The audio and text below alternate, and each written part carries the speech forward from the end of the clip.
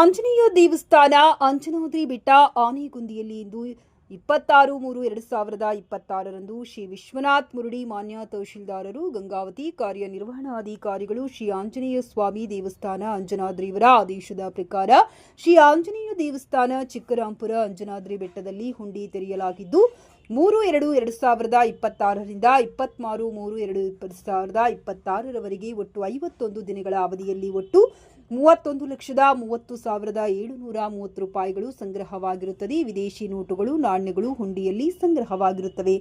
ಈ ಸಂದರ್ಭದಲ್ಲಿ ಕಂದಾಯ ಇಲಾಖೆ ಮಾನ್ಯ ತಹಶೀಲ್ದಾರರು ಗಂಗಾವತಿ ವಿಶ್ವನಾಥ್ ಮುರುಡಿ, ಮಾನ್ಯ ತಹಶೀಲ್ದಾರರು ಗ್ರೇಡ್ 2 ಮಹಂತಗೌಡ, ಶಿರಸ್ತಿದಾರರಾದ ಪ್ರಕಾಶ್ ನಾಯಕ್, ಕಂದಾಯ ನಿರೀಕ್ಷಕರು ಮರಳಿ ಹಾಲೇಶ್, ತಹಶೀಲ್ದಾರ್ ಕಾರ್ಯಾಲಯದ ಸಿಬ್ಬಂದಿಗಳಾದ ಶ್ರೀಕಂಠ, ಗಾಯತ್ರಿ, ಸುಧಾ, ಕವಿತಾ, ಎಸ್ ಕವಿತಾ, ಮೊಹಮ್ಮದ್ ರಫೀಕ್, ಶ್ರೀರಾಮ್ ಜೋಶಿ, ಶ್ರೀಮತಿ ಮಹಾಲಕ್ಷ್ಮಿ, ಮಂಜುನಾಥ್, ದುಮ್ಮಡಿ, ಚಿನ್ನಪ್ಪ, ವೀರಯ್ಯ, ರಾಜು ಭಜಂತ್ರಿ, ಗ್ರಾಮಾಡಳಿತ ಅಧಿಕಾರಿಗಳು, ಗಂಗಾವತಿ ಗ್ರಾಮ ಸಹಾಯಕರು ಹಾಗೂ ಪಿಕೆಜಿಬಿ ಸಣ್ಣಾಪುರ ಬ್ಯಾಂಕ್ ಸಿಬ್ಬಂದಿಗಳಾದ manager Naveen Kumar, Praveen Kumar, Parashuram, Eranna, Adarsh, Muthuraj, CPC 150 police ಸಿಬ್ಬಂದಿ ಹಾಗೂ ವೆಂಕಟೇಶ್ ದೇವಸ್ಥಾನದ ಸಿಬ್ಬಂದಿ ವರ್ಗ, ಮಹಿಳಾ ಸ್ವಯಂ ಸೇವಾ ಸಂಘದವರು ಹಾಜರಿದ್ದರು. ಸದರಿ ಕಾರ್ಯವು ಸಂಪೂರ್ಣವಾಗಿ ಪೊಲೀಸ್ ಬಂದೋಬಸ್ತ್ ಹಾಗೂ ಸಿಸಿಟಿವಿ ಕ್ಯಾಮೆರಾ ಹಾಗೂ ವಿಡಿಯೋ ಕಣ್ಗಾವಲಿನಲ್ಲಿ ನಡೆಯಿತು. ಕಳೆದ ಬಾರಿ 3/2/2026ರಂದು ಹುಂಡಿ ತೆರೆಯಲಾಗಿತ್ತು.